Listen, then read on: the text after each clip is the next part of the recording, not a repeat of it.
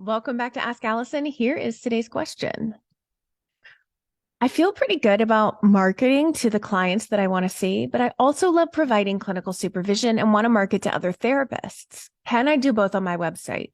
Right now, I have a services page for supervision, but is it okay to start writing blog posts directed towards supervisees and mix them in with the blog posts for clients, or do I need another website?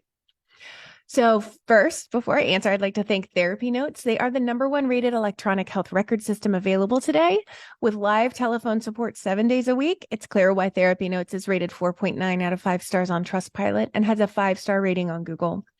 TherapyNotes makes billing, scheduling, note-taking, and telehealth incredibly easy. And now for all you prescribers out there, they have ePrescribe. If you're coming from another EHR, TherapyNotes makes the transition incredibly easy, importing your demographic data free of charge so you can get going right away. Find out what more than 100,000 mental health professionals already know. Use promo code ABUNDANT at therapynotes.com for 2 free months.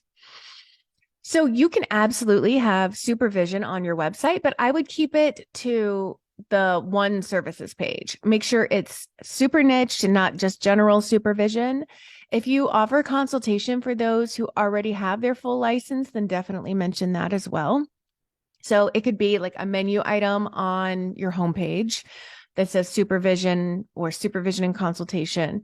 And then, clients may click on that because they don't know what it is, but that's fine. As long as you're speaking directly to therapists about their needs in serving likely the clients that are peeking at it, and you're speaking about your clients in a respectful way, which I would hope and assume you always do, then it's fine for your clients to stumble upon it. However, I definitely wouldn't combine blogs. It would be confusing for your prospective therapy clients. And as the old business adage says, a confused mind says no. If you feel really passionately about blogging for supervisees, then I'd see if the whatever website template you're using allows for 2 different blogs. And I would nestle the supervision blog under your supervision page. So it wouldn't have its own menu item. It wouldn't be like you can access both blogs. I would have it only accessible by clicking on something within that supervision page. Ultimately, your blog or website is unlikely to be the place where your ideal supervisees find you. They'll check you out there, but it's not usually the place of discovery.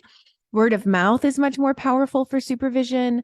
I strongly suggest forming relationships with graduate schools in your state, potentially guest lecturing on the niche that you serve, and becoming known as the therapist to go to for expertise in that niche area.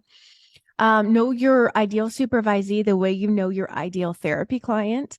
Don't take on everyone that calls. The burden of responsibility is arguably higher with a supervisee than with a therapy client. And you need to trust their ethics and feel like they're going to take feedback well. Just like you don't have to work with whomever your agency says you have to anymore.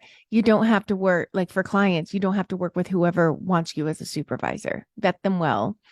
Today's free worksheet is a mini guide for marketing your supervision practice so that you can get some of those ideal supervisees in there.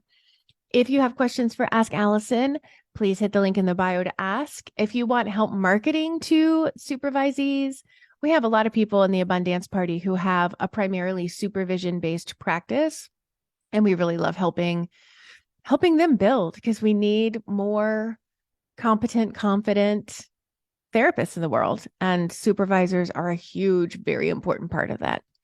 All right. Well, I will talk with y'all later. Have a really great day.